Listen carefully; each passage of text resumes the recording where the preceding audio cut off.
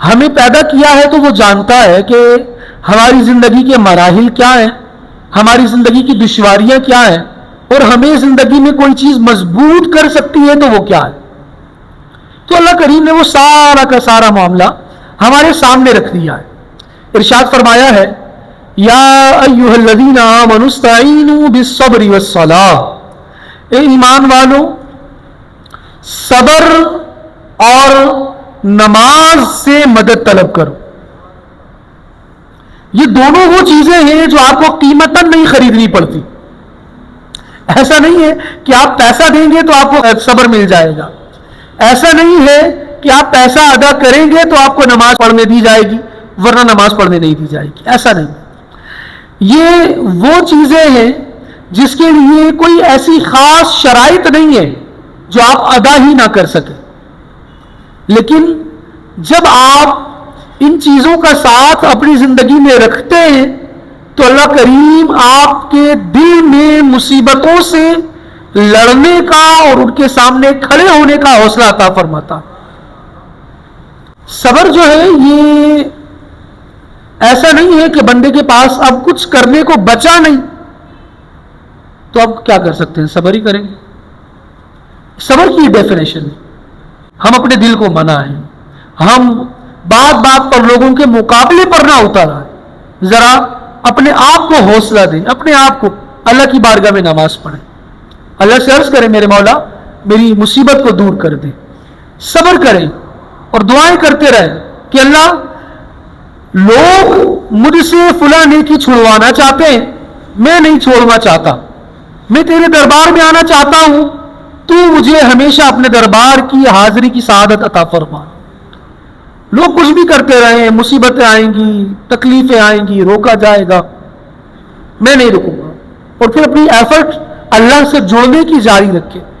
بندہ جب اللہ سے جوڑنے کی طرف آگے بڑھتا ہے تو سب سے پہلی رکاوٹ اس کا نفس ہوتا ہے، وہ اس کو سستی دلاتا ہے، اس کا نفس ہوتا ہے جو اس کو دنیا کی چیزیں یاد دلاتا ہے، اس کا نفس ہوتا ہے، اور شیطان ہوتا ہے جو کہتا ہے کہ تو یہ کرے گا تو تیرا یہ نقصان ہو جائے گا۔ نہیں، کام عبادت کا ہے، نیکی کا ہے، تو بھی یہ جتنی بھی چیزیں نقصان دلائیں، سامنے نقصان ہو جائے، اس کے باوجود بندہ اپنی عبادت پر قائم رہے، اس نیکی کو چھوڑے نہیں، کوشش کرے کہ بھی نیکی ادا کر، رکاوٹیں بڑی آئیں گی لیکن میں نیکی ادا کرنے سے باز نہیں آؤں گا۔ نیکی پر صبر الگ شے ہوتا ہے۔ نیکی پر صبر کا مطلب یہ ہے کہ بندہ اس نیکی کو چھوڑے نہیں بلکہ ڈٹا رہے نیکی پر۔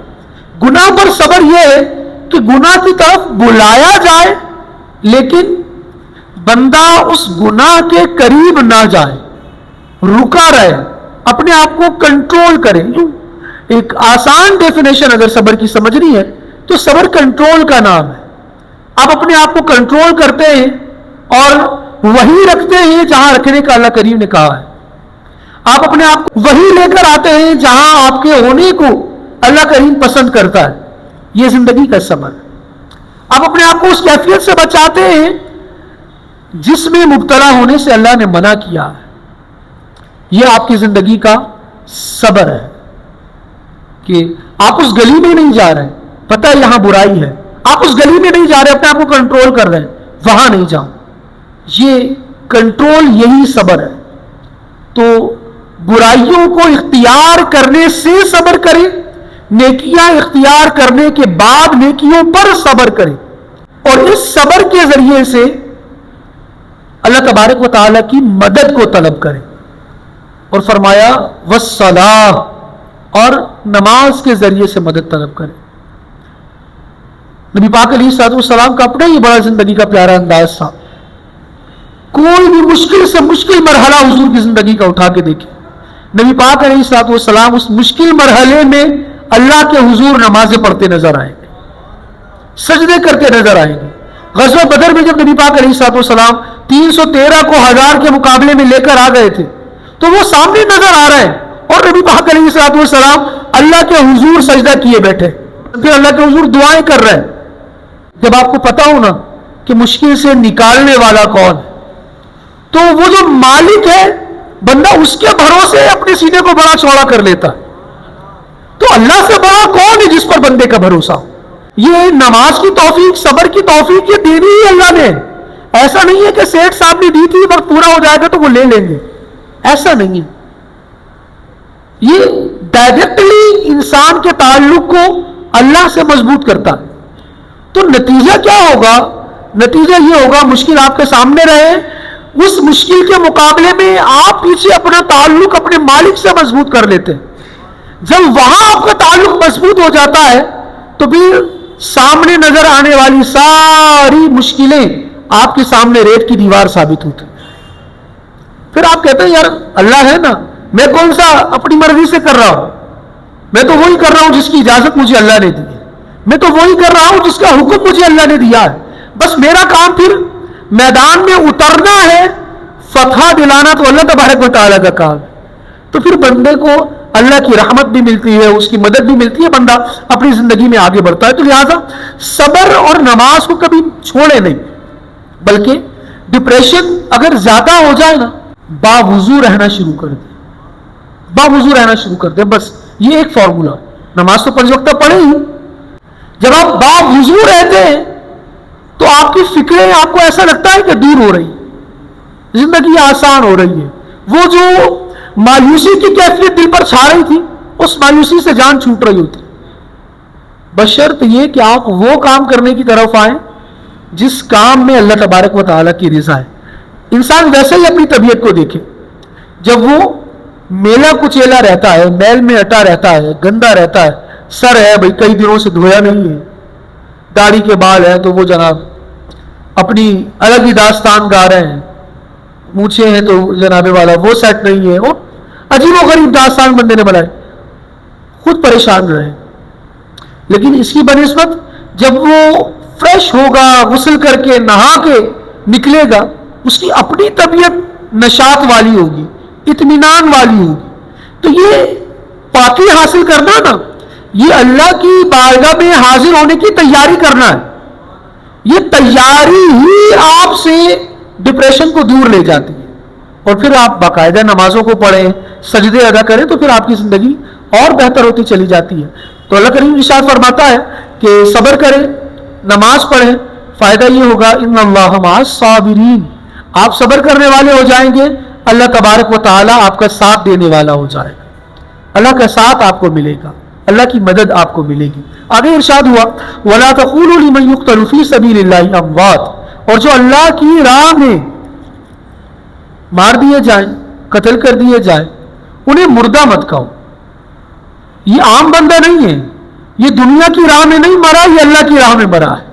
جو اللہ کی راہ میں گیا ہے پھر اس کا تعلق عام لوگوں والا نہیں ہوتا، بلکہ وہ اس کا جسم آپ کو مردہ دکھے گا، لیکن آپ کا اللہ ارشاد فرماتا ہے بل احیاء ولکن لا تشعرون، بلکہ زندہ تو یہی ہے، تمہارا شعور معطل ہوا ہے کہ تم اس کی زندگی کو نہیں سمجھ پا رہے. اب دیکھیں جی، بندہ زندگی گزارتا ہے، مختلف حالات اس کی زندگی میں آتے ہیں، کبھی کسی قسم کی پریشانی، کبھی کسی قسم کی پریشانی. ایسا نہیں ہے کہ زندگی بالکل اسموتھ گزر رہی ہے، ایسا نہیں ہوتا. پریشانیوں کا سامنا بادشاہوں کو بھی کرنا پڑتا ہے اور غلاموں اور کنیزوں کو بھی کرنا پڑتا ہے. زندگی کسی کی بھی آسانی سے نہیں گزرتی. زندگی نام ہی مشکلات سے دوچار ہونے کا ہے. ہاں جو اللہ والے ہوتے ہیں، اللہ کریم مشکلات میں انہیں صبر بھی عطا فرماتا ہے اور ان کا ساتھ بھی دیتا ہے. یہ ایک جدا گانا کیفیت ہے. لیکن بندہ مومن کو اپنا ذہن یہ بنا کر رکھنا چاہیے کہ مجھ پر مصیبت آئے گی، میں پریشان ہو جاؤں گا، لیکن جو بھی مشکل حالات بنیں گے وہ ہمیشہ کے لیے نہیں بنے گے. وہ مشکل جیسے آئی ہے ویسے چلی بھی جائے گی. لوگوں نے اپنی زندگی میں صرف سکون سوچا ہوتا ہے، یہاں سے یہ آ جائے گا، یہاں سے یہ مل جائے گا، یہاں سے یہ حاصل ہو جائے گا، یہ پڑھ لوں گا، یہ ڈگری آ جائے گی، اتنی زبردست میری جاب ہو جائے گی اور اتنا مجھ پر گن برسے گا اور ایسے میں دولت میں نہ آؤں گا.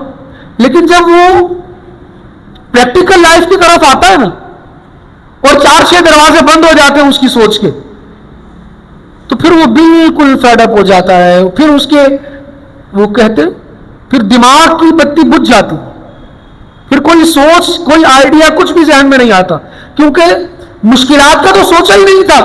بندہ تو صرف اپنی اڑان بھر رہا تھا، اس کو تو یہ تھا ہی نہیں کہ میں انٹرسیپٹ کر دیا جاؤں گا کہیں سے، مجھے کہیں سے روک دیا جائے گا، میرے میزائل بھی تباہ کر دیے جائیں گے. اس کے تو دماغ میں ہی نہیں تھا. اس کے تو تھا کہ بس میں چلوں گا، پڑھوں گا، ماروں گا، فتح کروں گا اور سارا زمانہ میرا ہے. پھر تھوڑی سی بھی مشکل آتی ہے، انسان باولا ہو جاتا ہے، پریشان ہو جاتا ہے، اس کی عقل کام نہیں کرتی، بالکل بیوقوفانہ حرکتوں پر بندہ اتر آتا ہے. اچھے بندے میں نے دیکھے، میرے ذہن میں بھی کچھ افراد آ رہے ہیں، انہوں نے زندگی میں یہ رکھا ہی نہیں کہ ہم پر بھی کبھی کوئی مصیبت آئے گی. ہم تو سونے کا چمچہ منہ میں لے کر پیدا ہوئے، تو ہم نے کون سی مصیبت دیکھ لی؟ زندگی میں تھوڑی سی پریشانی آئی، دماغ پلٹ گیا. تھوڑی سی ٹینشن آئی، ہارٹ اٹیک ہو گیا. تھوڑا سا معاملہ ہوا، فالج ہو گیا. مینٹلی طور پر تیار ہی نہیں تھے کسی مصیبت کے لیے، کسی بری خبر کے لیے تیار نہیں تھے. حالانکہ اللہ کریم نے یہ جو قرآن میں ہمیں خبریں عطا فرمائی ہیں، یہ اگر ہم سمجھ لیں تو یہ ہماری ساری زندگی کا سبق ہے. اللہ کریم ارشاد فرماتا ہے جب تمہیں زندگی دے دی گئی ہے، وَلَنَبْلُوَنَّكُمْ بِشَيْءٍ مِّنَ الْخَوْفِ وَالْجُوعِ وَنَقْصٍ مِّنَ الْأَمْوَالِ وَالْأَنفُسِ وَالثَّمَرَاتِ، اور ضرور ہم تمہیں آزمائیں گے کچھ ڈر سے، کچھ بھوک سے، مالوں کی کمی سے، جانوں کی کمی سے، پھلوں کی کمی سے. زندگی میں یہ ساری کمیاں تمہیں دیکھنی پڑے، لیکن وَبَشِّرِ الصَّابِرِينَ، اے محبوب صلی اللہ تعالی علیہ وآلہ وسلم، یہ غلام آپ کے ان کمیوں کا سامنا تو کریں گے، لیکن اگر صبر کریں گے تو پھر آپ ان کو خوشخبری عطا فرما دیجیے. اگر یہ صابرین میں شامل ہوں گے تو پھر ہم ان کے مددگار ہوں، لیکن اگر یہ صابرین میں شامل نہیں ہوں گے تو پھر ان کی مدد بھی نہیں کی جائے گی. بہرحال ارشاد فرمایا گیا کہ ہم تمہیں آزمائیں گے کچھ خوف سے، کچھ بھوک سے. رزق کی تنگی، بھوک، خوف کیا؟ یار جاب پتہ نہیں رہے گی یا نہیں، کاروبار پتہ نہیں چلتا رہے گا یا کیا ہوگا، کووڈ آ گیا، دنیا کے سارے معاملات بند ہو گئے. کتنے لوگ کووڈ کی وجہ سے صرف اس لیے آئسولیٹ ہو گئے کیونکہ ان کی چیزیں ان کو اپنے آگے بند نظر آئیں کہ یار اب تو سروائیو بھی کرنا مشکل ہو جائے گا، یہ تو دنیا ختم ہو جائے گی. ایسے ہی لوگوں نے، انگریزوں نے یہ فلسفہ دنیا میں ڈالا، 2012 میں قیامت آ جائے گی، پھر 2022 یا 20 تک کا انہوں نے ٹائم دیا، پھر 2023، آج 2026 چل رہے اور اللہ کا شکر ہے لوگ چل ہی رہے. لیکن وہ اپنے حساب سے اندازہ لگاتے ہیں کہ دنیا میں اتنی نعمتیں ہیں، اتنی چیزیں، یہ ریسورسز ہیں، یہ ریسورسز اتنے عرصے تک چلیں گے، اس کے بعد ختم ہو جائیں گے. اللہ تبارک و تعالیٰ کی یہ نازل کردہ ہیں، اللہ کریم جب چاہے گا یہ تبھی ختم ہوں گے. لیکن چیزوں کی کمی آئے گی، بندہ مومن اس کے لیے اپنے آپ کو تیار رکھے. وہ کہا جاتا ہے کہ برے وقت کے آنے سے پہلے اس کی تیاری بھی کر کے رکھے. تو یہ بھی ایک اچھا عمل ہے، درست عمل ہے کہ برے وقت کے آنے سے پہلے اس کی تیاری کرے. ایک تو پریپریشن یہ ہے کہ بندہ ریسورسز اپنے ہاتھ میں رکھے، کچھ چیزوں کو جمع رکھے، اپنی فیوچر پلاننگ کرے. میرا مستقبل کیسے بہتر ہو سکتا ہے، ایک حد تک یہ درست اور جائز ہے، لیکن اس سے پہلے مینٹلی اپنے آپ کو پریپیئر کریں. جن بچوں کی شادی کے میں خواب دیکھ رہا ہوں، بالکل پاسبل ہے کہ وہ جب میں یہ سمجھوں کہ اب یہ میرے بڑھاپے کا سہارا بنے گا، اس وقت اس کی میت کو میں نے اپنے کندھوں پر اٹھانا ہو. کیا یہ ممکن نہیں ہے؟ اب ایسے میں بندہ اگر اپنے آپ کو ذرا تیار کر کے رکھے کہ بھائی کسی بھی چیز کا سامنا کرنا پڑ سکتا ہے، تو پھر مشکل وقت میں اس کو حوصلہ ملے گا. لیکن بندہ کہے کہ نہیں کچھ نہیں، میری تو زندگی اس پر ڈیپینڈ کرتی ہے، تو جن پتوں پر تکیہ تھا وہ پتے ہوا دے گئے، تو پھر بندہ کیسے سروائیو کر پائے گا؟ میں اس کے سہارے ہوں، وہ سہارا ہی نیچے سے نکل گیا. بندہ کیسے رہ پائے گا؟ تو کسی پر بندہ تکیہ کرنے کے بجائے، کسی پر سہارا لینے کی بجائے صبر کے ساتھ سہارا لے اور نمازوں کے ساتھ سہارا. یہ وہ سہارے ہیں جو خدائی توفیق سے ہیں اور یہ چھینے نہیں جاتے، لیے نہیں جاتے. ان کے ساتھ اگر ہمارا تعلق مضبوط رہے گا زندگی آسان ہوتی چلی جائے گی. صبر کرنے والوں کو خوشخبری ہے. رب العالمین ارشاد فرماتا ہے کہ صابرین کون ہے؟ اللہ نے صبر کرنے والوں کی جو تعریف کی وہ بیان کر کے اختتام کرتا ہوں.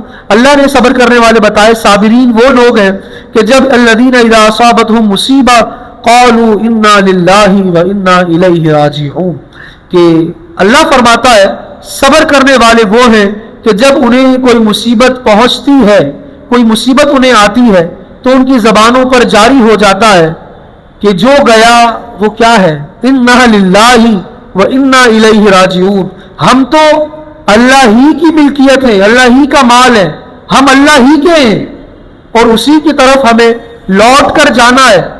یہ جو لوگ اس طرح کے کلمے اپنی زبان پر رکھنے والے ہیں، اللہ کریم ارشاد فرماتا ہے اولئک علیہم صلوات من ربہم ورحمہ، یہی وہ لوگ ہیں کہ ان پر ان کے رب کی طرف سے رحمتیں نازل ہوتی ہیں، درود نازل ہوتے ہیں، برکتیں اور سلامتیاں نازل ہوتی ہیں.